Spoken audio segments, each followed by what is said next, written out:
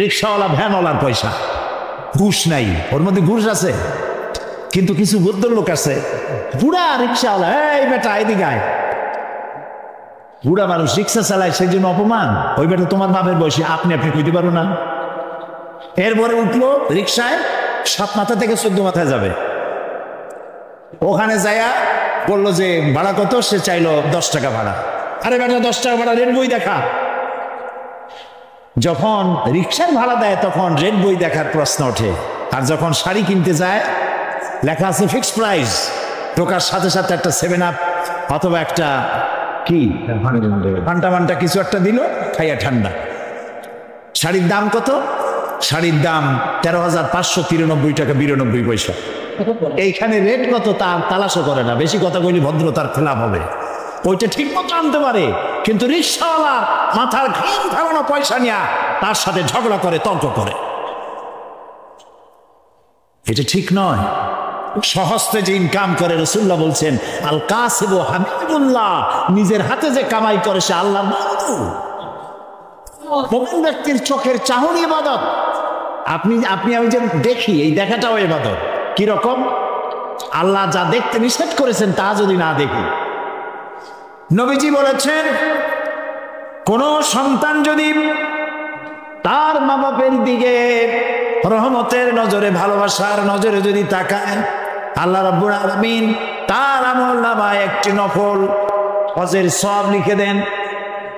সাহাবীরা জিজ্ঞেস করলেন, ইয়া রাসূলুল্লাহ, যদি কোনো সন্তান তার মা বাবার দিকে দৈনিক 100 বার তাকায় তো কি হবে?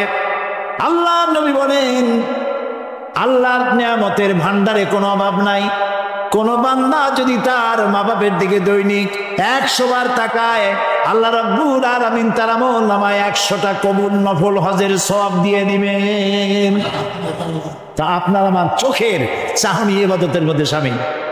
আপনি ব্যবসা করবেন, এটাও ইবাদত। ফজরের নামাজ পড়েন, দোকানে চলে যান, তারপরে দোকান বিসমিল্লাহ বলে দোকান খোলেন, বিসমিল্লাহ বলে দোকানে বসেন। এরপরে ওজনে কম দেবেন না, খাদ্যে ভেজাল দেবেন না, মিথ্যা কথা কবেন না। আপনি যে ব্যবসাটা করলেন, ওজনে কম দিলেন না, খাদ্যে ভেজাল দিলেন না, মিথ্যা কথা বললেন না, নামাজটা ঠিক মতো পড়লেন, আপনার হাসর হবে মা'আন নাবিয়্যিন ওয়াস সিদ্দিকিন ওয়াস শুহাদা ওয়াস সালিহিন। বুঝেন কথা? যারা নাকি সত্যবাদী ব্যবসায়ী, নবীজি বলেছেন তাদের হাসর হবে নবী, সিদ্দিক, শুহাদা, সালিহিনদের সাথে হাসর নসিব হয়ে যাবে। আল্লাহ আল্লাহ আল্লাহ আল্লাহ আল্লাহ, কি ব্যবসা আমরা করি! টেলিভিশনে দেখতে পেলাম আমরা কি খাই, কি খাচ্ছি। আহারে মুসলমান, রসগোল্লা বানায়। টেলিভিশনে দেখলাম রসগোল্লা বানাবার পদ্ধতি। রসগোল্লা বানাইতে ছানা লাগে, দুধ লাগে, দুধ হইলেই ছানা হয়, যত দুধ তত ছানা। এত ছানা, এত দুধ পাবে কই? এত পয়সা খরচ করার সময় নেই। দুধ জাল দিয়া গরম করে দুধের মধ্যে টয়লেট পেপার ছাড়িয়ে দিয়া, দ্রুত টয়লেট পেপার গলে গেল, ছানা হয়ে গেল, ওর মধ্যে চিনি দিয়ে গোল গোল বানাই দিব, খাও জমের খাও। যত কেক খান, অধিকাংশ কেকগুলি পচা ডিম দিয়া তৈরি। ফাস্ট ফুডের চিকেনগুলি যতগুলি কি বলে স্যান্ডউইচ, চিকেন স্যান্ডউইচ মরা মুরগি দিয়ে তৈরি। ইন্না লিল্লাহি ওয়া ইন্না ইলাইহি রাজিউন। এরাও মুসলমান, এরাও মুসলমান। হসপিটালের খানাগুলি পচা ডিম দিয়ে তৈরি করা হচ্ছে, চানাচুরগুলি ট্রেনের পোড়া মোবাইল দিয়ে ভাজা হচ্ছে, নুডলসগুলি পচা আটার ময়দা দিয়ে তৈরি করা হচ্ছে। দেখছেন এগুলি? আপনারা নামি বানাই বলতেছি, দেখছেন কি না? ভেজাল খাইতে খাইতে বাংলাদেশের মুসলমানদের পেটে এমন হয়েছে যে পিওর জিনিস খাইলে কলেরা হবে, পেট গেছে ভেজাল ফুল হয়ে। নাউজুবিল্লাহি মিন যালিক। এরপরে এই ভেজাল বিক্রি করিয়া রাসূলুল্লাহ বলেছেন, যে ব্যক্তি খাদ্যদ্রব্যে ভেজাল দেয় সে আমার উম্মত নয়। এখন আপনি হজ করেন, তাহাজ্জুদ করে কপালের চামড়া উঠায় ফেলেন, রাসূলুল্লাহ বলেছেন তুমি আমার উম্মত। আল্লাহরে ফাঁকি দিবেন, বেহেশত আপনার মামু বাড়ি। এত সহজ নয়। খাদ্যদ্রব্যে ভেজাল যারা দেয় তারা মানবতার দুশমন, তারা মুসলমান নামের কলঙ্ক। সুতরাং আল্লাহ আবিদুন, ইবাদতকারী, আপনি খাদ্যদ্রব্যে ভেজাল দেবেন না, আপনি মিথ্যা কথা বলবেন না, বাংলাদেশে তৈরি কাপড় জাপানের সিল মারবেন না। আমার দেশের কাপড় কেনার মতো মানসিকতা আমার থাকতে হবে। আমার কাপড় আমার দেশে যেটা তৈরি হয় এটাই ভালো, এই মানসিকতা থাকতে হবে। খালি আমার সোনার বাংলা আমি তোমারে ভালোবাসি এইটুকু বললেই হবে না, ভালোবাসার প্রমাণ দিতে হবে, ঠিক কিনা? মিথ্যা কথা কেন বলতেছেন? আবার লাভ করতেছেন 200 টাকা 500 টাকা, বলতেছে আল্লাহর কসম 2 টাকাও লাভ করিনি, লাভ করছে 100 টাকা, 2 টাকা লাভ করেনি। এই ধরনের মিথ্যা কথা বলার দরকারটা কি? আপনি বলেন আমি ব্যবসায় লাভ করবো না, তা আমি চলবো কি করে? আপনি কত করতেছেন তা বলার দরকার নেই। আর অতি মুনাফা করি, এই যে রমজান মাসে জনমের মতো পেঁয়াজের দাম বাড়লো, আটার দাম বাড়লো, আরো কিসের দাম বাড়লো জনমের মতো। কেন এই দাম বাড়ে?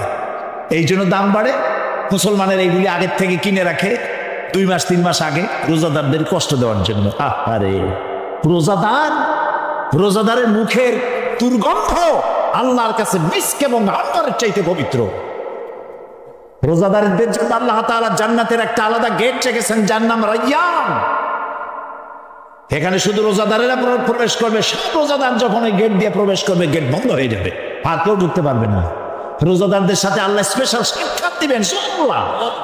সেই রোজাদার দিয়ে ব্যবসা করো, 2-3 মাস আগের থেকে রোজার আইটেমগুলি কিনে জমা করিয়া তারপর রোজাদারদের উপরে ব্যবসা করো, তোমার ব্যবসা নিয়ে জাহান্নামে থাকবে, দেখবে। মুসলমান কপাল পোড়া, কি এর ইবাদত করে? সুতরাং আপনার ব্যবসা ইবাদত। আপনি জমিন চাষ করতে যাবেন, আপনি চাষি, আপনি উত্তম কাজ করছেন, আপনাকে কৃষক বলে কে ঘৃণা করবে? এই চাষের কাজ সর্বপ্রথম করেছেন আবুল বাশার হযরত আদম আলাইহিস সালাম, নিজ হাতে চাষ করেছেন। যারা হাদিয়া খায়, শুধুমাত্র হাদিয়া দিয়ে জীবন চালায়, কোনো কাজ কাম নাই, খালি হাদিয়ার উপরে নির্ভর আছে, এরকম একজন নবীর নাম শোনান, আমার একজন নবীর নাম শোনান উম্মতের হাদিয়া দিয়ে জীবন চালাইছে। কোন? আমি আপনার কাছে শিখে যাই, একজন নবীও উম্মতের উপরে নির্ভরশীল ছিলেন না। হযরত ইদ্রিস আলাইহিস সালাম দর্জি ছিলেন। দর্জি বোঝেন কি? টেইলার, দর্জি ছিলেন। দাউদ আলাইহিস সালাম কর্মকার ছিলেন, লোহা গুলি দিয়ে অস্ত্র নির্মাণ করতেন, লোহা দিয়ে বিভিন্ন জিনিস তৈরি করতেন। এভাবে করে প্রত্যেক পয়গম্বরের কাজ ছিল। নবী করিম সাল্লাল্লাহু আলাইহি সাল্লাম ব্যবসা করেছেন। অনেক অফিসার আছেন, জোহরের নামাজের সময় ছুটি নিয়ে আসছেন, জোহরের নামাজ পড়লেন, ঠিক আছে পড়ুন জামাতে, সুন্নত পড়লো, নফল পড়লো, এরপরে বসে বসে তাসবিহ টিপতে থাকলেন, জায়েজ নাই। যেহেতু আপনি সরকারের একজন কর্মচারী, আপনি ফরজ এবং সুন্নত পড়ার এখতিয়ার আছে। নফল বাড়ি যেয়ে পড়েন, তাসবিহ বাড়ি যেয়ে পড়বেন। গভর্নমেন্টের নির্ধারিত সময় যে আপনি ইবাদতের মধ্যে, জিকির আজগারের মধ্যে নষ্ট করলে বেতন নেবেন, হালাল হবে না বেতন। এর নাম ইসলাম, বাস্তব ধর্মী ইসলাম। আপনার রুজি হালাল হতে হবে। সুতরাং আপনি চাষ করতে যাবেন, আপনি যতক্ষণ ময়দানে চাষ করতে থাকবেন, আপনার নামায় আমলে সব লেখা হইতেই থাকবে। সেটাও সর্বনাশ আমরা করছি। চাষ করতে গিয়ে সব জায়গায় মাথা ভালো থাকে, যেই না আইলের কাছে যায় তখন গরুর মাথা খারাপ হয় না লাঙ্গলের মাথা খারাপ হয় আল্লাহ জানে। আইলগুলোর ঠেলা একেবারে পলসিরাতের মতো চিকুন বানায় ফেলা। আচ্ছা ভাই বলেন তো, মাটিকে আপনি খাইতে পারবেন? বরং মাটি আমাদের খাবে। চাওয়ার কোনো শেষ নাই, পাওয়ারও শেষ নাই, আরো চাই, আরো চাই, আরো চাই। আল্লাহর নবী বলেন, লাউ কানা লি ইবনি আদামা ওয়াদিন মিন যাহাবিন লাহাব্বা ইয়াকুনা লাহু সানিন। কোন বান্দাকে যদি একটি মাঠ ভরে স্বর্ণ দেওয়া হয়, সে বলবে আল্লাহ আমারে আরো একটা মাঠ ভরে যদি স্বর্ণ দেওয়া হতো। আল্লাহর নবী বলেন, ওয়ালা ইয়ামলাউ জাওফা ইবনু আদামা ইল্লা তুরাব। মানুষের পেট কবরের মাটি ছাড়া কোনো জিনিস দিয়ে ভরবে না। দেখছেন, এমপি হইলে কয় আহারে মন্ত্রী যদি হইতে পারতাম,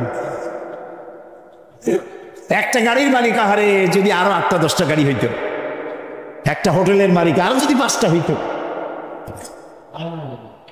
ইবাদত মানে শুধু নামাজ রোজা না। আল্লাহ তাআলা বলছেন মা খালাকতুল জিন্না ওয়াল ইনসা ইল্লা লিয়াবুদুন, ইবাদত ছাড়া তৈরি করি নেই। যদি নামাজ রোজা হজ যাকাত শুধু ইবাদত হয় তাহলে তো সব কাম কাজ ফলাইয়া মসজিদে বসে থাকা লাগবে। ইবাদতের ব্যাপক অর্থ রয়েছে, জানতে হবে, বুঝতে হবে ইবাদত কারে কয়। প্রিয় ভাই সব, সেই সত্যিকারের ইবাদত করতে হবে আমাদেরকে জীবনের সব ক্ষেত্রে। আল্লাহর হুকুম মানার নামই হলো ইবাদত। সুবহানাল্লাহ। জীবনের সকল ক্ষেত্রে আল্লাহর হুকুম মাফিক জীবন পরিচালনা করার নাম ইবাদত। খাওয়ায়, পড়ায়, ওঠায়, বসায়, চলায়, রাজনীতি, অর্থনীতি, ইলেকশন, ভোট, নির্বাচন, সবটা ইসলাম। ইসলাম। যারা ধর্ম নিরপেক্ষ তারা কয় ধর্ম আর রাজনীতি আলাদা। কে তোমারে কইল ধর্ম আর রাজনীতি আলাদা? তুমি কে দা এই ফতোয়া দিতে? তুমি কে? ধর্ম আর রাজনীতি যদি আলাদা হয় তাহলে দাউদ আলাইহিস সালামকে কি বলবেন আপনি? সুলাইমান আলাইহিস সালামকে কি বলবেন? সুলাইমান আলাইহিস সালাম সারা দুনিয়ার রাষ্ট্রপ্রধান ছিলেন।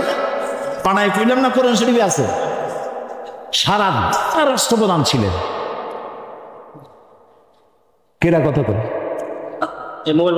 দাউদ আলাইহিস সালাম রাষ্ট্রপ্রধান ছিলেন, মুসা আলাইহিস সালাম রাষ্ট্রপ্রধান ছিলেন, ইউসুফ আলাইহিস সালাম প্রথমে মন্ত্রী ছিলেন, তারপর রাষ্ট্রপ্রধান ছিলেন। মুহাম্মদুর রাসূলুল্লাহ সাল্লাল্লাহু আলাইহি ওয়াসাল্লাম 12.5 লক্ষ বর্গ মাইল এলাকার প্রেসিডেন্ট ছিলেন, রাষ্ট্রপতি ছিলেন। ধর্ম আর রাজনীতি যারা আলাদা বলে তারা মুসলমান নয়, মুসলমান নয়, মুনাফিক, মুনাফিক, মুনাফিক।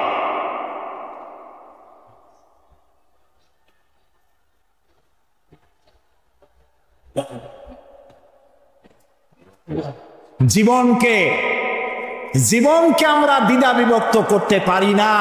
জীবনকে 2টা ভাগ করার এখতিয়ার আমাদেরকে দেওয়া হয় নাই। জীবন একমুখী হবে, আল্লাহমুখী হতে হবে। আল্লাহ যা বলেছেন, রসুল যা করেছেন তাই আমাকে করতে হবে। বলুন, রসুল্লাহ প্রেসিডেন্ট ছিলেন না? রসুল্লাহ সেনাপতি ছিলেন না? রসুল্লাহ শ্রমিক ছিলেন না? রসুল্লাহ রসুল্লাহ নানা ছিলেন না? স্বামী ছিলেন না? আমার জীবন, আপনার জীবনের এমন কোন দিক আছে যেদিকে তিনি আদর্শ হিসাবে নাই? সুতরাং ধর্মনিরপেক্ষ মতবাদের স্রষ্টা হচ্ছে শয়তান। ধর্মনিরপেক্ষ মতবাদের স্রষ্টা কে? চিল্লাই গেল। আর ইসলামের স্রষ্টা কে? আল্লাহ, আল্লাহ, আল্লাহ। এই জন্য একজন মুসলমান কোন অবস্থাতে ধর্মনিরপেক্ষ হতে পারে না। আমি মুসলমান, আমাকে ধর্মের পক্ষে থাকতে হবে। হিন্দু ধর্মের পক্ষে থাকতে হবে, খ্রিস্টান ধর্মের পক্ষে থাকতে হবে। একবার পার্লামেন্টে ঢুকতেছিলাম, ধর্মনিরপেক্ষবাদীদের একজন মুরব্বী, দাড়ি পাকা, আজ তিনি বেঁচে নাই, তার সঙ্গে একসঙ্গে হাঁটতেছিলাম। বললাম, ভাই আপনাদের সাথে তো আমাদের কোনো জমি জমা নিয়ে মামলা মোকদ্দমা নাই, আপনিও আমার পাকা ধানে মই দেন নাই, আমিও আপনার হালের উপর পিটাই মারি নাই, কোনো শত্রুতা নাই। শুধু যদি এই ধর্মনিরপেক্ষতা বাদ দিতে পারতেন আপনাদের সাথে আমাদের তো কোনো সমস্যা নাই।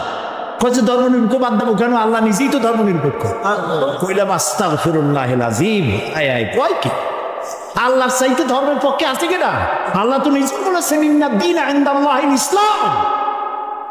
আমার কাছে কেবলমাত্র ওয়ানলি ওয়ান পছন্দনীয় মনোনীত জীবন ব্যবস্থার নাম ইসলাম, ইসলাম, ইসলাম।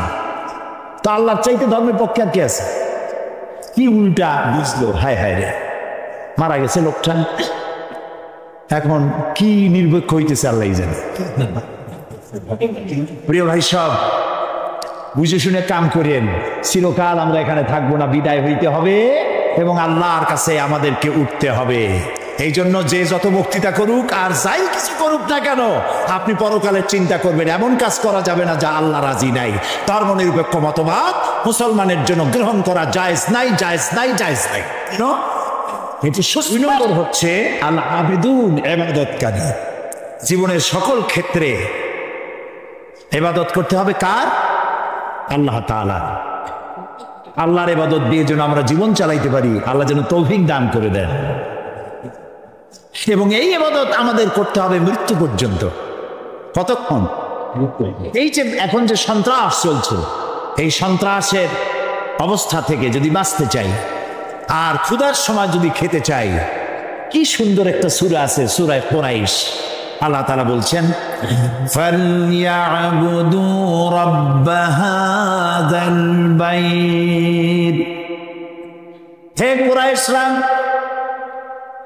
যদি ক্ষুধার সময় যদি তোমরা শীত ও গ্রীষ্মে নিরাপদে থাকতে চাও, যদি নিরাপত্তা পেতে চাও, ফালিয়াবুদু রাব্ব হাযাল বাইত, এই ঘরের মালিকের ইবাদত করো। কোন ঘর?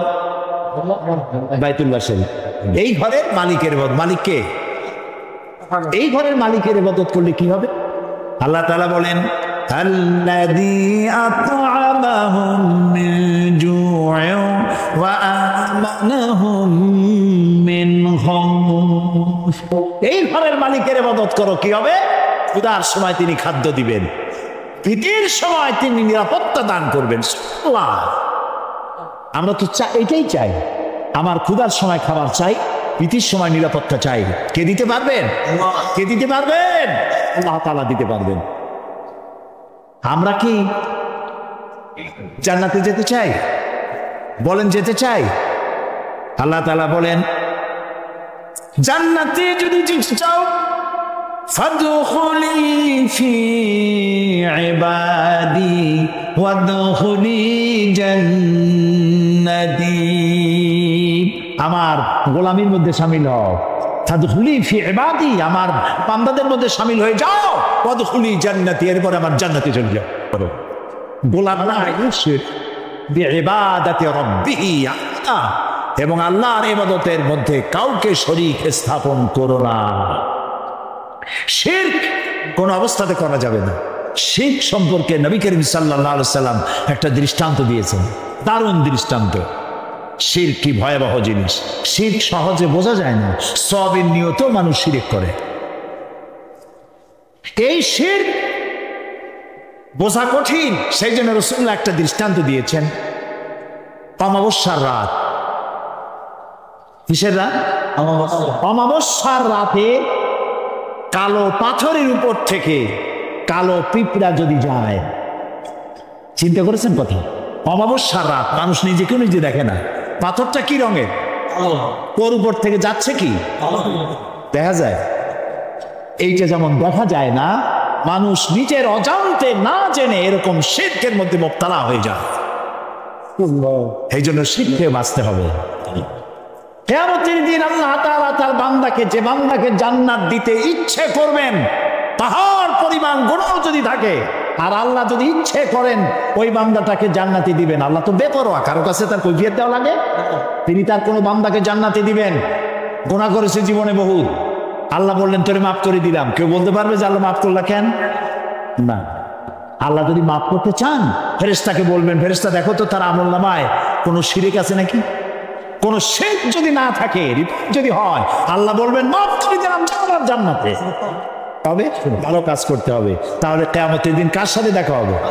আল্লাহর সাথে দেখা হয়ে যাবে। সুবহানাল্লাহ বলেন না? আল্লাহর সাথে দেখা হয়। আল্লাহু আকবার।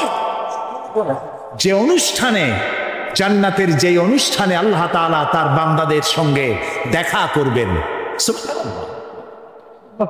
সেই অনুষ্ঠানের কোন এক কোনায় কানায় আল্লাহ যেন আমাদেরকে একটু থাকার, বসার তৌফিক দান করে দেন। আল আবেদুন, জীবনের সব ক্ষেত্রে ইবাদত হবে আল্লাহ তাআলা। আর ইবাদত কাকে বলে? এক কথায় বলে দিলাম, আল্লাহর হুকুম মাফিক জীবন পরিচালনা করা, রাসূলুল্লাহর বিধান অনুযায়ী জীবন পরিচালনা করার নামটাই হলো ইবাদত। এখন আপনি যাই করেন, আল্লাহ এবং রাসূলের হুকুম মাফিক হতে হবে। 3 নম্বরে বলা হয়েছে আল হামিদুন, প্রশংসাকারী। কার প্রশংসা বলেন সবাই? হামিদুন, প্রশংসাকারী। 1 নম্বরে কি বলছিলাম? তওবাকারী। 2 নম্বরে কি বললাম? ইবাদতকারী। 3 নম্বরে প্রশংসাকারী। প্রশংসা কার হবে? আল্লাহ। আল্লাহ আল্লাহ আল্লাহ আল্লাহ আল্লাহ, তিনি ছাড়া প্রশংসা কারো হতে পারে না। আল্লাহ তাআলা কোরআনে শুরুই করেছেন নিজের প্রশংসা দিয়ে। সুবহানাল্লাহ। আলহামদুলিল্লাহি রাব্বিল আলামিন। পড়েন সবাই, আলহামদুলিল্লাহি রাব্বিল আলামিন। সমস্ত প্রশংসা, যাবতীয় প্রশংসা আল্লাহর জন্য। তার প্রশংসা করবো না তো কার প্রশংসা করবো? কোন হুজুর ফু দিয়া গ্লাস ফাটাইলো? কোন হুজুরে বাংলাদেশে বসে মক্কা শরীফের কুত্তা খাদাইল, পুকুরে আগুন জ্বালাই দিল? ওগুলো আমার জানার দরকার নেই। এই প্রশংসা করার কোনো দরকার নাই। প্রশংসা করবো আল্লাহ এবং তার রাসূলের। এটাই মোমেনের কাজ। আল্লাহর প্রশংসা করতে করতে জীবনটা শেষ হয়ে যাবে মোমেনের। সর্বক্ষেত্রে আল্লাহর প্রশংসা। কোনটার প্রশংসা করে শেষ করতে পারবেন? এই যে দুইটা চোখ আল্লাহ দান করলেন, এই দুইটা চোখের প্রশংসা করে শেষ করতে পারবেন? আরে এই চোখ দুইটা যদি না থাকতো আমি আমার মায়েরে দেখতাম না। এই একটা জিহ্বা টেস্ট মেশিন। দেখছেন কত রকমের টেস্ট একটা জিহ্বা। পালং শাক, পুঁই শাক, লাল শাক, কলার শাক, মোটর শাক, এক একটা মজা আলাদা পান না একরকম? রসগোল্লার মজা একরকম, জিলিপির মজা আর এক রকম, ছানারটা আর এক রকম, চমচম আর এক রকম, পুঁটি মাছ একরকম, কই মাছ আর এক রকম, ইলশা মাছ আর এক রকম, ঠিক কিনা? মুরগির গোস্ত একরকম, গরুর গোস্ত আর এক রকম। হাজারো খাদ্যের টেস্ট একটা জিহ্বা দিয়ে আছে। সেই জিহ্বা 32টা শত্রুর মধ্যে থাকে। কয়টা শত্রু? আর এই জিহ্বা দাঁতের প্রতি কত দরদ তার। কোন জায়গায় কোনো একটা কিছু ঢুকলে জিহ্বা ওইটা নিয়ে গুটি করতেই থাকে বাইর করার জন্য। এত রহমত করে, দয়া করে সে দাঁতের প্রতি, আর সেই দাঁত সুযোগ পাইলেই একটা বাইরে দেয়। দেখছেন অবস্থা? আল্লাহ তাআলা এমন সুন্দর জিহ্বা দিলেন, আহারে শুকর আদায় করে কি পাওয়া যাবে? এই জিহ্বাটা আল্লাহ আবার ভিজা ভিজা রাখছেন। এটা যদি শুকনা, মাঝে মাঝে শুকনা হয়ে যায় না, কথা বলা যায় যায় না, আল্লাহ ভিজাই রাখছে। সুবহানাল্লাহ। আল্লাহর প্রশংসা করেন। আল্লাহ কয় প্রশংসা করো, আমি তোমার বাড়াইয়া দেবো। লাইন শাকারতুম লাযীদান্নাকুম ওয়া লাইন কাফারতুম ইন্না আযাবী লাশাদীদ। আমার নিয়ামতের শুকর যদি আদায় করো, আমি নিয়ামত বাড়ায় দেব, আমি তোমাকে বৃদ্ধি করে দেব নিয়ামত। আর যদি শুকর আদায় না করো, আমি তোমার শাস্তি দেব। লাইন শাকারতুম লাযীদান্নাকুম। শুকর আদায় করলে বাড়ায় দেব। কি বাড়ায় দেব? না, শুকর যদি আদায় করো বাড়ায় দেব। কি বাড়ায় দেব? না, শুকর যদি আদায় করো, শুকরিয়া আদায়ের শক্তি আরো বেশি করে বাড়ায় দেব। নিয়ামত তো দিচ্ছি, শুকর আদায় করো, শুকর আদায় করার শক্তি আরো বাড়ায় দেব। তুমি যত শুকর আদায় করবা, আমি তোমার উপর রাজি খুশি হয়ে যাব। সুবহানাল্লাহ। আমি যদি আল্লাহর জিকির করি এইখানে বসিয়া, আমরা বগুড়া ঈদগাহ মাঠে এখানে আল্লাহর কতগুলা বান্দা বান্দি একত্রিত হয়ে আল্লাহর জিকির আজগার করতেছি। আল্লাহ কয় ফাজকুরুনি আযকুরুকুম। তুমি আমার জিকির করো, আমি তোমার জিকির করি। তো আমার জিকির আর আল্লাহর জিকিরের মধ্যে পার্থক্য আছে না? আমরা জিকির করতেছি মাটির দুনিয়ায় বসিয়া, এইখানে কিছু লোক আল্লাহর জিকির করছে। আল্লাহ কয় তুই যদি আমার জিকির করিস, আমি জিকির করবো ফেরেশতাদের সাথে নিয়া। সুবহানাল্লাহ। আযকুরুনি বিল ইস্তিগফার, আযকুরুনি বিল মাগফিরাহ, আযকুরুকুম বিল মাগফিরাহ।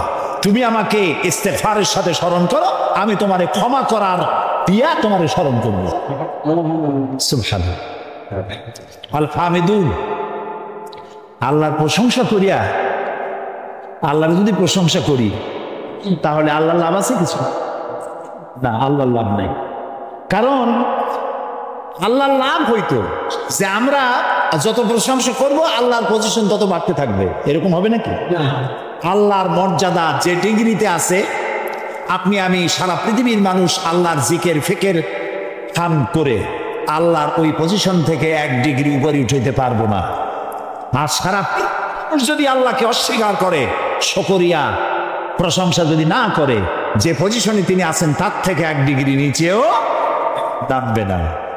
তাহলে এই শুকর আদায় করায়, প্রশংসা করায়, তাসবিহ পড়ায় আল্লাহর কোনো লাভ নাই। লাভ কার? বলেন আমার, বলেন আমার লাভ। আমি যত শুকর করব, জিকির করব, আল্লাহ তত আমার মর্যাদা বাড়াই দিবেন। সুবহানাল্লাহ। এই জন্য প্রশংসা হবে কেবলমাত্র কার? আল্লাহ তাআলার প্রশংসা করতে হবে। সুবহানাল্লাহ। এই যে গাছপালা দেখতে পান চতুর্দিকে, এই গাছগুলি কার জিকির করে? বাতাস তার সংসং হবে, পাখিগুলি তার কলো কাকলিতে, নদীগুলি তার কুলু কুলু নাদে, গাছের পাতাগুলি তার মর্মর রবে। যত ধরনের শব্দ আমরা শুনতে পাই, সমস্ত শব্দগুলি কোনো শব্দ নয়, ওর থেকে তারা আল্লাহর তাসবিহ পড়ে। সুবহানাল্লাহ, আল্লাহু আকবার, আলহামদুলিল্লাহ তাসবিহ তারা পড়তে থাকে। ওয়ালাকিন লা তাফকাহুনা তাসবিহাহুম, ওদের তাসবিহ তোমরা বুঝতে পারো না। ওরা সব সময় সবাই আমার জিকির করছে, তাসবিহ পড়ছে। আল হামিদুন, সুতরাং তুমি আমার প্রশংসা করো, শুকরিয়া আদায় করো, তাহলে আমি তোমার নিয়ামত বাড়াই দেব। প্রিয় ভাই সব,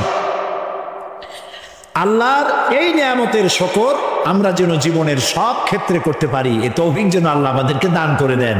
আমরা বলি আমিন। মোমেন ব্যক্তিদের জন্য 8টা কোয়ালিটি থাকতে হবে। 8টি কোয়ালিটি হলেই পরিপূর্ণ মোমেন হবে। কয়টা কোয়ালিটি? আজকে আমি 3টা কোয়ালিটির কথা আপনাদের সামনে বললাম, বাকি কোয়ালিটিগুলির কথা আগামীকাল বলবো ইনশাআল্লাহ। এবং কালকে এশার নামাজের পরেই আমি শুরু করবো ইনশাআল্লাহ, যাতে করে একটু বেশি সময় নিয়ে আমরা এই কোয়ালিটিগুলি শুনতে পারি। আল্লাহ যেন তৌফিক দেন, বলি আমিন। এখন মোনাজাত হবে, দাঁড়ানো ভাইরা বসেন, যত দাঁড়ানো আছেন সব যার যার জায়গায় বসে পড়েন, মোনাজাতে অংশ নেন। কেউ দাঁড়িয়ে থাকবে না, সবাই বসে। মাহফিলের মাঝখানে, মাহফিলের পাশে দাঁড়ানো ভাইদের বসতে বলছি, হাঁটতে বলি নেই। আর মোনাজাতের কথা শুনে যদি কেউ হাঁটে, তাকে চিন্তা করা দরকার আল্লাহর ফেরেশতাদের ক্যামেরায় আপনার ছবি কিভাবে উঠবে। জি, শুনতেছেন আমার কথা? মোনাজাতের কথা শুনে যদি উল্টা কেউ হাঁটে, আল্লাহর ফেরেশতাদের ক্যামেরায় তার ছবিটা উঠবে কিভাবে? মোনাজাতকে বর্জন করে আবার টার্ন করছেন। আল্লাহ রক্ষা করুন সকলকে, আমরা বলি আমিন। মোনাজাত কার কাছে? আল্লাহর কাছে। আমি বড় জোর 1-1.5 ঘন্টা কথা বলবো, এর বেশি নয়। সেই জন্য আপনার স্ত্রী, আপনার মেয়ে, আপনার বোন, আপনার মা, সকলে আপনাদের মেয়েদেরকে এখানে পৌঁছায় দিবেন। একটা মা যদি ভালো হয়, একটা সংসার ভালো হয়ে যায়, ঠিক না ভাই? মা বোনদেরকে তাদের তো শোনার সুযোগ হয় না, মসজিদে যাইতে পারে না। কারা যে দেওয়ালে দেওয়ালে লেখে মহিলাদের মসজিদে যাওয়া হারাম, ঈদগাহ মাঠে যাওয়া হারাম, গণতন্ত্র হারাম, লং মার্চ হারাম, পার্লামেন্ট হারাম।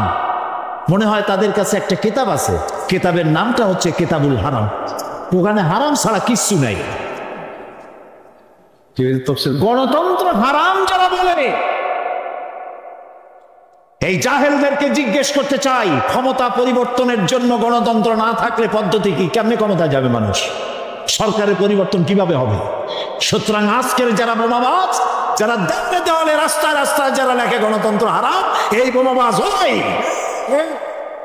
শহরে যেখানে যেখানে লেখা আছে গণতন্ত্র হারাম, পুলিশের দায়িত্ব এগুলি রং দিয়ে বুঝে বেরো, এই ধরনের লেখা যারা লেখে গ্রেফতার করো। এরা জাতির দুশমন। কে তোমাকে শিখিয়েছে লং মার্চ হারাম? কে তোমাকে বলেছে গণতন্ত্র হারাম? কি এর বাইয়ে না পত্রিকা হাবি যাবি চহিন, লেখা জানে না, পড়া জানে না, হাবি যাবি রাস্তায় সব জায়গায় লিখে গেছে তাহাজ্জুদের নামাজ জামাতে পড়া হারাম, মেয়ে লোকের ঈদের জামাতে যাওয়া হারাম। আরে বেটা, রাসূলুল্লাহ সাল্লাল্লাহু আলাইহি ওয়াসাল্লাম ঈদের দিন মেয়ে লোকদেরকে ডেকে ডেকে ঈদের ময়দানে নিয়ে যেতেন। মহিলাদের যে অধিকার ইসলাম দিয়েছে, তোমাদের মতো জাহিলরা মেয়েদেরকে সে অধিকার থেকে বঞ্চিত করছে। সুতরাং সতর্ক হতে হবে। দেওয়ালে কারা লেখে, রাতের বেলায় দেখতে হবে কারা লিখতে আসে, গ্রেফতার করো, পিটাই হাত ভেঙে দাও। এ দায়িত্ব আপনাদের না পুলিশের, আপনারা আবার হাত মান খুঁজে নেন। আমি আগামীকাল বলবো। এক ব্রিটিশ নাগরিক নাকি আসছিল বাংলাদেশে, এসে দেখে জমিনে চাষ করতেছে এক লোক দুপুর বেলা।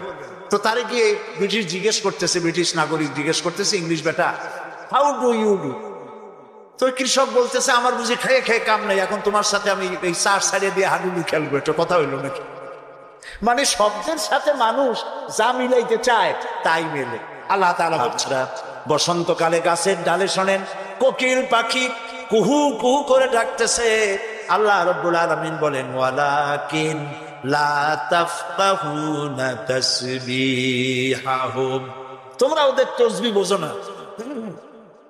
তোমরা শোনো কুহু কুহু, আসলে সে ডাকে আল্লাহু আল্লাহু। বউ কথা ক, আছেন একটা পাখি মমন সাইতে নাই, আছে ছোটবেলা থেকে শুনতেছি বউ কথা ক, বউ কথা ক। ওর বউ এত অভিমান করলো কেন? কথা মুঠে কয়ই না। আসলে বউ কথা কও আমরা শুনি, আর আল্লাহ বলছেন ওয়ালাকিন লা তাফকাহুনা তাসবিহাহুম, ওরা আমার জিকির করছে তোমরা বুঝো না। মানুষ বুঝবে কেন? মানুষ তো আন্দাজে যা শোনে শব্দের সাথে আপনি যা মিলাবেন তাই কিন্তু হয় ভাই। যেমন ট্রেন ছাড়ছে, ট্রেন যখন ছাড়লো তো প্রাথমিক আওয়াজ শোনা যায় যাচ্ছি যাব যাচ্ছি যাব। যখন জোরে চলে তখন শোনা যায় যাচ্ছি যাব যাচ্ছি যাব, এরকম শোনা যায়, ঠিক না? শব্দের সাথে এরকম যা মিলাবেন তাই হবে। আল্লাহ তাআলা বলছেন তোমরা যা শুনতে পাও, পাখিগুলি তার কলকাক করতে, বাতাস তার সংসং রবে, নদীগুলি তার কুলুকুলু নাদে, পাতাগুলি তার মর্মর শব্দে, যত আওয়াজ শুনতে পাও এগুলি সব নিছক আওয়াজ নয়, সবগুলির ভিতর থেকে আমার জিকির আমার তাসবিহ হতেছে আল্লাহু আল্লাহু আল্লাহু আল্লাহু। হযরতে লোকমান বলেন, আল্লাহ তাআলা শোনাচ্ছেন লোকমানের কথা, وَإِذْ قَالَ لُقْمَانُ لِابْنِهِ وَهُوَ يَعِظُهُ يَا بُنَيَّ لَا تُشْرِكْ بِاللَّهِ। স্মরণ করো সেই সময়ের কথা যখন লোকমান তার ছেলেকে ডেকে বলছেন, ইয়া বুনাইয়া, হে আমার কলিজার টুকরা সন্তান। আপনারা কি শুনতেছেন? আমার সাথে থাকুন, তাহলে বুঝতে সুবিধা হবে। হযরতে লোকমান বলছেন, ইয়া বুনাইয়া, ও আমার কলিজার টুকরা সন্তান। ওলামারা জানেন যে এখানে হওয়া উচিত ছিল ইয়া ইবনি, ইয়া ইবনি, ও আমার ছেলে, কিন্তু আল্লাহ তাআলা শোনাচ্ছেন লোকমান ডেকে বলেছি ইয়া বুনাইয়া, আমার ছেলে। ওইভাবে না বলে তিনি বললেন কি ইয়া বুনাইয়া। বুনাইয়া মানে কি? বুনাইয়া শব্দ এটা হলো তাসকির করা হয়েছে। এটা বলা হলো হে আমার কলিজার টুকরা, নয়নের পুতুলি, বাবা ধন, সোনামণি। সুবহানাল্লাহ বলে। দাওয়াতে এটি হলো টেকনিক। আপনি যখন ইসলামের দাওয়াত দিবেন তখন আপনাকে দাওয়াত দিতে হবে মিষ্টি ভাবে। আল্লাহ শিখাই দিয়েছেন, উদউ ইলা সাবিল রাব্বিকা বিল হিকমাতি ওয়াল মাউইজাতিল হাসানা, উত্তম ভাবে মিষ্টি করে সুন্দর করে বৈজ্ঞানিক পন্থায় সুন্দর সুন্দর কথা দিয়া মানুষকে আমার পথে ডাকো। আল্লাহ তাআলা বলছেন সুবহানাল্লাহ। এই জন্য আপনি মেজাজ খারাপ করলে পারবেন না। যে চোরের কাশি রোগ হয় আর যে পীরের মেজাজ খারাপ, এ দুইজন ব্যবসায় ভালো করতে পারবে না। পীরের যদি মেজাজ খারাপ বেশি হয় মুরিদ একটাও পাবে না। আর যদি চোরের কাশি রোগ হয়, চুরি করতে গিয়ে পিটান খাওয়া ছাড়া পথ। তো আপনি দিনের দাওয়াত দিবেন, আপনার মেজাজ ভালো হইতে হবে। দাওয়াত দিবেন মিষ্টি করে। রাসূলুল্লাহর কথাটাই দেখেন, আগেই কোন সুবহানাল্লাহ। আল্লাহ রাব্বুল আলামিন বলেন, ফাবিমা রাহমাতিন মিনাল্লাহি লিনতা লাহুম ওয়ালাউ কুনতা ফাজ্জাল গালিদাল কলবি লানফাদ্দু মিন হাওলিক। হে রাসূল, আপনার প্রতি আল্লাহর করুণা হচ্ছে এই যে আল্লাহ তাআলা আপনার দিলটাকে নরম করে দিয়েছেন। সুবহানাল্লাহ। আপনার কাছে যেই আসে সিমেন্টেড হয়ে যায়, কেউ ছিটকে পড়ে না আপনার ব্যবহারের কারণে। রাসূলের ব্যবহার, সুবহানাল্লাহ বলেন, সুবহানাল্লাহ। কি ব্যবহার! মসজিদে নববীতে এক বদবী এসে পেশাব করেছে মসজিদে নববীর মধ্যে। আচ্ছা কোন তো এই মোমেন শাহীতে মসজিদের মধ্যে না, মসজিদের বাইরে দাঁড়াইয়া দেওয়ালের উপরে যদি কেউ পেশাব করে আপনি কি করবেন? জি বুঝতে পারছি আপনারা কি করবেন। চেহারা দেখি বোঝা যায় আপনারা কি করতে পারেন। মসজিদের ভেতরে পেশাব করতেছে রাসূলের সামনে, সাহাবা ইকরামদের চোখ মোটা হয়ে গেছে, ভাবখানা এই রসুল পারমিশন দেন আর জন্মের মতো পেশাব করাই দেই। রাসূলুল্লাহ বললেন, না না, বাধা দিও না, তাহলে সে অসুস্থ হয়ে যেতে পারে, তার সবটা আনলোড হতে দাও। সবটা শেষ হইল, রাসূলুল্লাহ তাকে কাছে ডাকলেন, ডেকে বললেন, তুমি যে কামটা করলা, তুমি কি জানো এটা কি? কয় না, তা জানি না। তিনি বললেন, এটা হলো মসজিদ, আমরা এখানে আল্লাহর সেজদা দেই। তোমার যখন এই কাজের দরকার হবে তখন বাইরে গিয়ে করবা। তোমাদের উপাসনালয় আছে না? কয় যে আছে। তো সেইখানে যদি এই কাম কেউ করে তাহলে তোমার কেমন লাগবে? এই কাজটা কখনো করবা না। লোকটি বলল, আমি তো শুনেছিলাম আপনি বাদশা, তা আমি এখন বুঝলাম আপনি বাদশা না। বাদশা হইলে যে কাম আমি করছি এতে তো আমার কল্লা এতক্ষণ গড়াগড়ি যাইতো। আপনি তো বাদশা না, আপনি অবশ্যই অবশ্যই আল্লাহর নবী, কোনো সন্দেহ নাই আমার মনের মধ্যে। এই ছিল রসুলের ব্যবহার। রাসূলুল্লাহ সাহাবীদের দিকে তাকায় বললেন, ইন্নামা বুইসতুম মুয়াসসিরিন, ও সাহাবীরা, আল্লাহ তোমাদেরকে পাঠাইছেন মানুষের কাছে দ্বীনকে সহজ করার জন্য, কঠিন করার জন্য নয়। রাসূলুল্লাহ যখন দাওয়াতের লোক পাঠাতেন বলতেন, ইয়াসসিরু ওয়ালা তুআসসিরু, মানুষকে সহজ করে দ্বীন বুঝাও, কঠিন করে বুঝাইও না। বাশশিরু ওয়ালা তুনাফিরু, বেহেশতের খবর দিয়া মানুষকে দ্বীনের পথে ডাকো। জাহান্নাম জাহান্নাম, এটা করলে জাহান্নাম, সেটা করলে জাহান্নাম, জাহান্নামের ভয় দেখিয়ে মানুষকে দ্বীনের রাস্তা থেকে সরিয়ে দিও না। সুবহানাল্লাহ। এই ছিল রাসূলের ব্যবহার। তাই মানুষকে দাওয়াত দেওয়ার সময় টেকনিকটা, লুকমানের দাওয়াত ছেলের প্রতি আল্লাহ কত পছন্দ করেছেন। তিনি ডেকে বলছেন, ইয়া বুনাইয়া, ও আমার কলিজার টুকরা, আমার বাবা, আপনি নিজে হাসানা মোমেন সাহিদ এমন বখাটে ছেলে, মাথায় উল্লুকের মতো চুল, হাতে ভাল্লুকের মতো নখ, গলায় সোনার সেন, এরকম মোমেন সাহিদে নাও থাকতে পারে। কিছু পোলাপান আছে মাথায় চুল টুল রেখে একটা কেমন কেমন ভাব, তারপরে গলায় মোটা সোনার চেন, পৌষ মাসের শীতেও সামনের 2-3টে বোতাম খুলে থই, লোকেরা যেন বোঝে উনি একখান কিছু ঝুলাইছে। এইরকম ছেলেকে যদি আপনি তো রাগ করে আছেন, ছেলে আপনার কথা শোনে না, যদি ভাত খাওয়ার সময় ডাকেন, সোনামণি, বাবা, কলিজার টুকরা, নয়নের পুতুলি, আব্বু, একটু কাছে আয়, আহারে, ও যত বড় খারাপ হোক আপনার পায়ের কাছে চলে আসবে। আপনি ওর কপালে একটা চুমা দেন, ওর গালে একটা চুমা দেন। আব্বু, এই যে তুমি জামা কাপড় পরছো, এগুলো মাইকেল জ্যাকসনের জন্য শোভা পায়। তুমি রসুলের উম্মত, মুসলমান মায়ের পেটে আসছো, এটা তোমার জন্য শোভা পায় না। আব্বু, এই কামটা তুমি করো না, আমার অসম্মান হয় সমাজে। এই কথা বললে হাজার রাত ও শোনার চাইতে আপনার এই মধুর ডাকে আপনার ছেলেকে হেদায়েত হতে পারে। হযরতে লোকমান এইটা শিখাইছেন, ইয়া বুনাইয়া, ও আমার কলিজার টুকরা সন্তান। নসিহত শুনে মনে হয় যে ছেলে খুব ছোট, কিন্তু আসলে ছোট না। ছোট ছেলের এত বড় নসিহত করা যায় না। নসিহতের গুরুত্ব বুঝে বোঝা যায় ছেলে ছোট না, ছেলে বড়, কিন্তু ডেকেছেন তিনি সোনামণি বলে। যেমন আমাদের দেশে খোকা আছে, গেদা আছে। আমাদের বরিশালে পিরোজপুরে বাচ্চা ছেলেদেরকে আদর করে ডাকে গেদা, আর বেশি আদর করলে কয় গেদু। মোমেন সাহিত্যে কি কয়? খোকা কয় না? খোকা বা গেদা কিছু বলে তো বাচ্চাদেরকে? গেন্দা, গেন্দা তো আরো মজা। হযরতে লোকমান ছেলেকে আবেগ ভরা মন দিয়ে ডাকতেছেন, ইয়া বুনাইয়া, ও আমার কলিজার টুকরা সন্তান, শোনো, লা তুশরিক বিল্লাহ, আল্লাহর সাথে কাউকে শরীক স্থাপন করো না। সুবহানাল্লাহ। প্রথম দাওয়া। আমার উচিত ছিল আমার সন্তানকে এই কথা শেখানো যায়, আল্লাহর সাথে শরীক করবা না। ইন্না শিরকা লা যুলমুন আযীম, শিরক হচ্ছে মস্ত বড় জুলম। কে বলেছে? জুলুম কারে বলে? ওলামারা বুঝবেন। জুলম বলা হয় ওয়াদউস শাই ফি গায়রি মুহাল্লি, যেখানে যে জিনিস রাখার নয় সেইখানে সেই জিনিস রাখার নাম জুলম। যেমন এই টুপি রাখার জায়গা কোথায়? মাথায়। যদি হাঁটুর উপরে থুই তাহলে টুপির উপরে কি করা হলো? জুলুম করা হলো। নৌকা রাখার জায়গা কোথায় বলেন? সেইটা যদি রাস্তার উপরে টানায় থই তাহলে নৌকার উপরে কি করা হয়? জুলুম করা হয়।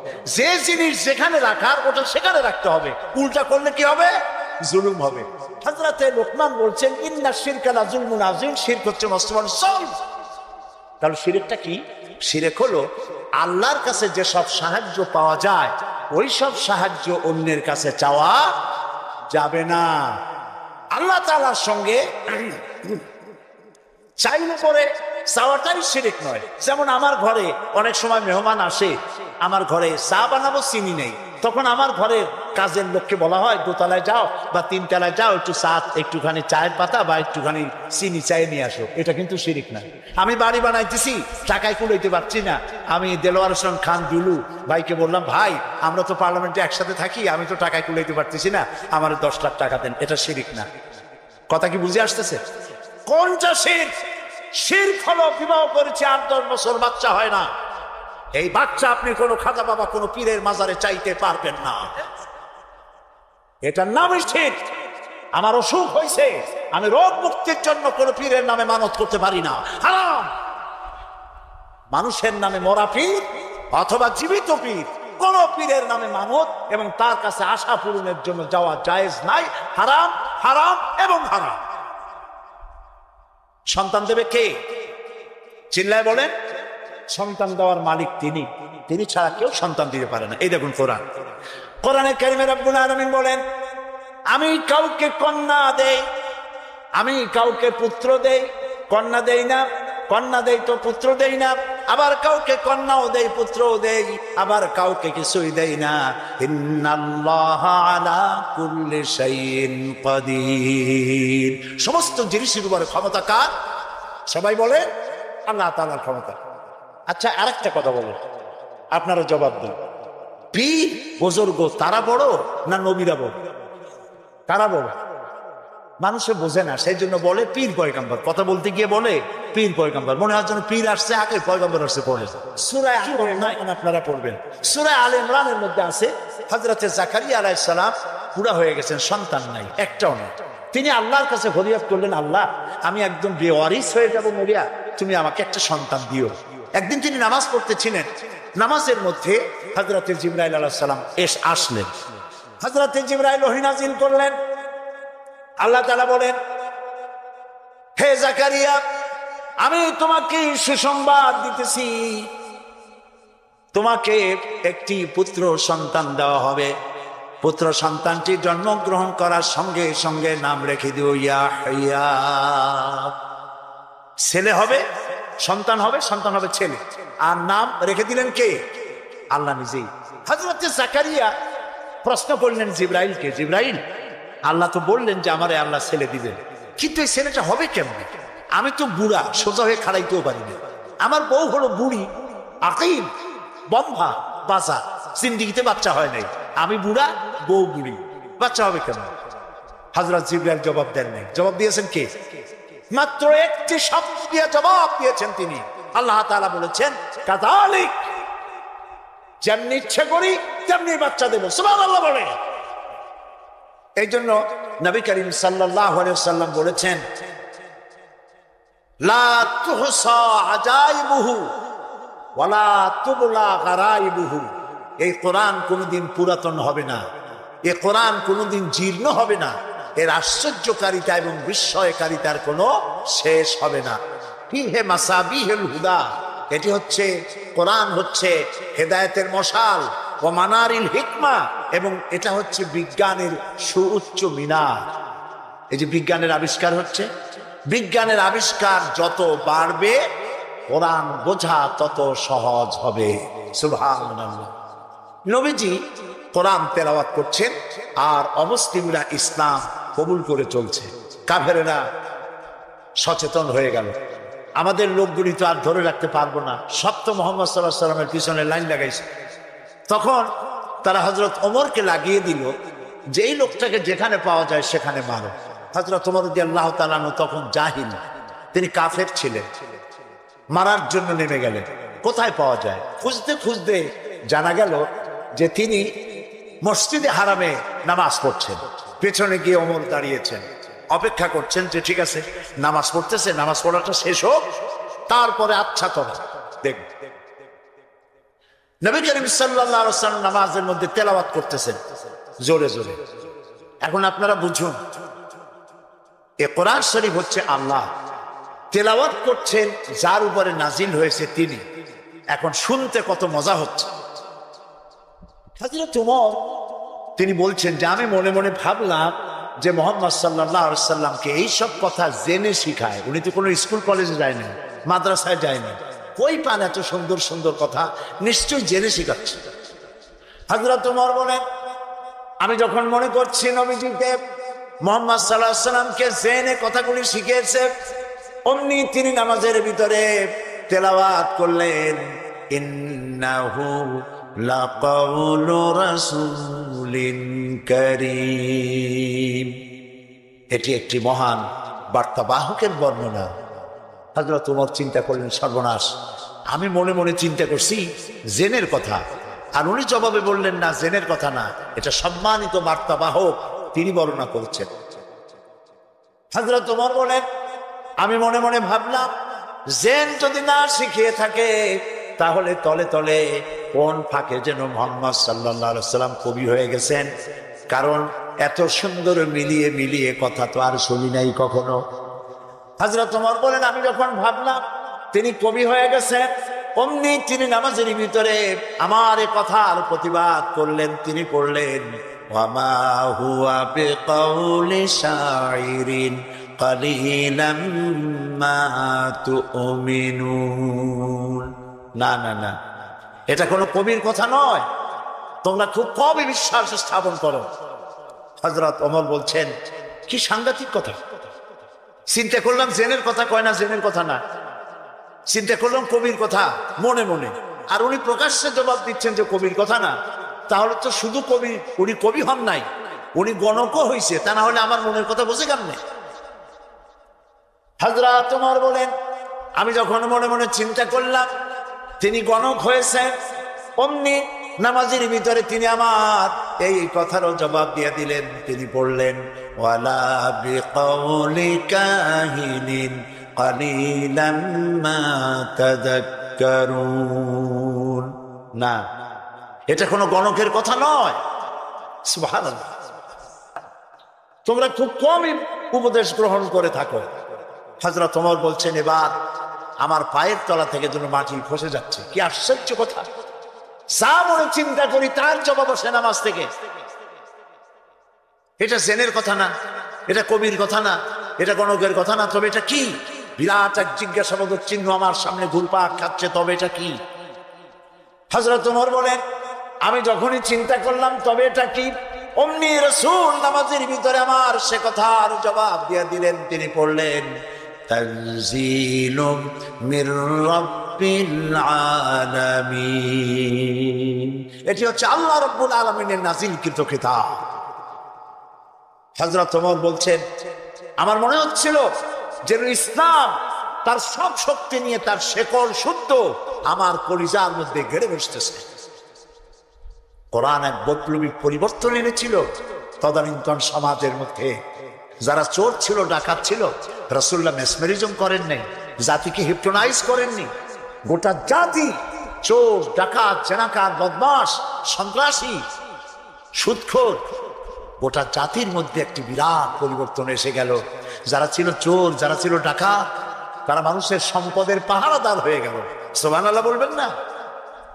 যারা নারীর সতীত্বের জগ ছিল, তারা নারীর সতীত্বের সংরক্ষণকারী হয়ে গেল। যারা যারা সুদভিত্তিক অর্থনীতি দিয়ে গোটা সমাজের সম্পদকে কক্ষিগত করেছিল, তারা কোরআনের সংস্পর্শে এসে সারা জীবনের সঞ্চিত সব সম্পদ অবারিত মুক্ত হস্তে গরিব জনসাধারণের জন্য দুহাতে বিলায় দিতে লাগলো। এই যে বিরাট পরিবর্তন আসলো, সেই পরিবর্তন আনার পেছনে কাজ করেছে যে কিতাবখানা, সেই কিতাবের নাম কোরআন। বলেন জোরে, কোরআন। এই কোরআন শরীফকে আল্লাহ তাআলা হেফাজত করার দায়িত্ব নিয়েছেন। বেদ বলেন, বাইবেল বলেন, সমস্ত ধর্মীয় পুস্তকগুলি উল্টাপাল্টা হয়ে গিয়েছে, কোনোটার অরিজিনালিটি নাই। আপনি চ্যালেঞ্জ করতে পারেন বুক ফুলাইয়া, বর্তমান বিশ্বে খ্রিস্টানদের কাছে যে বাইবেল আছে, লুক, যোহন, মার্ক, মথি, scripture, new testament, old testament বলতে যা কিছু বুঝায়, ওদের কাছে আল্লাহর কিতাব বলে তারা যে দাবি করে, চ্যালেঞ্জ হয়েছে বর্তমান যুগে খ্রিস্টানদের কাছে যে বাইবেল আছে এর মধ্যে একটি ওয়ার্ডও আল্লাহর নয়, সব তাদের বানানো। এই চ্যালেঞ্জের মোকাবেলা খ্রিস্টান জগৎ করতে পারে নাই, কিন্তু কোরআন শরীফ সম্পর্কে এই কথা কেউ বলতে পারবে না যে একটি অক্ষরও মানুষের তৈরি করা। সুবহানাল্লাহ। এটিকে হেফাজত করেছেন কে? সেটা কি? সেটা হলো আলমারিতে নয়, সিন্ধুকে নয়, ব্যাংকের লকারে নয়, মানুষের মেমোরির ভিতরে, কলিজার মধ্যে, ব্রেনের মধ্যে আল্লাহ পাক কোরআনকে হেফাজত করে দিয়েছেন। এমন জায়গায় রেখেছেন যেখান থেকে ফাঙ্গাস পড়া অথবা পোকামাকড় ঢুকে, তেলা পোকা, উই পোকা, সার পোকা ঢুকে নষ্ট করবে এমন কোনো সম্ভাবনা নাই। চুরি হবে, ডাকাতি হবে, পরিবর্তন হবে এমন কোনো সুযোগ নাই। কোরআন মানুষকে মুখস্থ করা আল্লাহ সহজ করেছেন। সুবহানাল্লাহ। সূরা কামার, সূরা কামারের মধ্যে আল্লাহ রাব্বুল আলামিন 4 বার বলেছেন ওয়ালাকাদ ইয়াসসারনাল কুরআনা লিযিকর ফাহাল মিন মুদ্দাকির। অবশ্যই কোরআন মুখস্থ করার জন্য আর বোঝার জন্য আমি আল্লাহ মানুষের কাছে সহজ করে দিয়েছি। সুবহানাল্লাহ। মানুষ এখন মুখস্থ করতেছে। কোরআন যারা মুখস্থ করছে তাদের সংখ্যা, এক জরিপে জানা গেছে সারা পৃথিবীতে কোরআন যারা মুখস্থ করেছে তাদের সংখ্যা 5 কোটি ছাড়াই গেছে। ময়মনসিংহে হাফেজ নাই, আছে সর্বত্র। সেবার লন্ডনে এক মাদ্রাসায় আমাকে দাওয়াত করা হলো, হেফজখানা। যারা মুখস্থ করেছে কোরআন তাদের মাথায় পাগড়ি পরাবার জন্য। এখন মাদ্রাসা মুখস্থ করা, কোরআন মুখস্থ করার মাদ্রাসা লন্ডনে হয়েছে, আলহামদুলিল্লাহ। কোন ইসলাম ডুবাই দেবো, মিটাই দেবো, যতই চিল্লা, এটা বন্ধ করার ক্ষমতা পৃথিবীর কোন মানুষের নাই। এটা বন্ধ করার ক্ষমতা বুশের নাই, বুশের বাবেরও নাই। সুবহানাল্লাহ বলো। প্রিয় ভাই সব, সেই ইংল্যান্ডে আজ আর নাই যে ইংল্যান্ডে এখন থেকে 150 বছর আগে মাত্র একটা মসজিদ ছিল। সেই ইংল্যান্ডে এখন মসজিদের সংখ্যা 8000 ছাড়াই গেছে। কেমনে বন্ধ করবা ইসলাম? ফেরাউন যত চেষ্টা করছে মুসারে আসতে দেবে না। আল্লাহ মুসা আলাইহিস সালাম নিয়ে ফেরাউনের ঘরেই লালন পালন করছে, ঠিক কিনা? তো সেই মাদ্রাসার ছাত্রদেরকে মাথায় পাগড়ি পড়াতে পড়াতে 10-12 জন ছেলে, ছোট্ট একটা ছেলে আসছে এতটুকু। আমি জিজ্ঞেস করলাম এ কি? আমি মনে করছি সে বোধহয় আন্দাজে আসছে পাগড়ি নেওয়ার জন্য। তাই বললাম এ কি? বলেছে এর মাথায় তো পাগড়ি দিবেন কেন? কয় যত হাফেজ। আশ্চর্য, কত বয়স কত? কয় 7-7.5 বছর হবে। সুবহানাল্লাহ। আমার চোখে পানি এসে গেল। আমার কাছে মনে হলো যেন আল্লাহ তাআলা প্রশান্ত মহাসাগরকে একটা ঝিনুকের মধ্যে আল্লাহ তাআলা ঢুকাই দিয়েছে। কোরআনের হেফাজতের মালিক কে? আরো জোরে বলুন। তিনি হেফাজতের দায়িত্ব নিয়েছেন। এখন এই কোরআন থেকে আমি কিছু কথা আলোচনা করতে চাই স্বল্প সময়ের মধ্যে। আলোচনা করব সেই জায়গা দিয়ে যেই জায়গাটির দিকে আলোচনা করলে পরে আমাদের আকীদা দুরস্ত হয়ে যাবে। আল্লাহ তো সংখ্যা বেশি চান না, আল্লাহ চান কোয়ালিটি। কোয়ান্টিটির প্রয়োজন না, কোয়ালিটির প্রয়োজন। 313 জন মুসলমান দিয়ে যা হয়েছে, আজকে পৃথিবীতে 150 কোটি মুসলমান দিয়ে তা হচ্ছে না, ঠিক কিনা বলেন? সত্য কিনা? এমন সময় তো ছিল যখন মুসলমানেরা একটা খেজুর ছিঁড়ে ছিঁড়ে 8-10 জন দাঁতে লাগাইয়া চাবাইছে। 1 গ্লাস পানি অনেকজন মানুষের ঠোঁট ভিজিয়ে তারপরে লড়াই করেছেন। এরপরে গোটা পৃথিবীর অর্ধেকটা পৃথিবী মুসলমানদের পায়ের উপরে চুমো খেয়েছে। আজ মুসলমানের সংখ্যা বেড়েছে কিন্তু কোয়ালিটি বাড়ে নাই।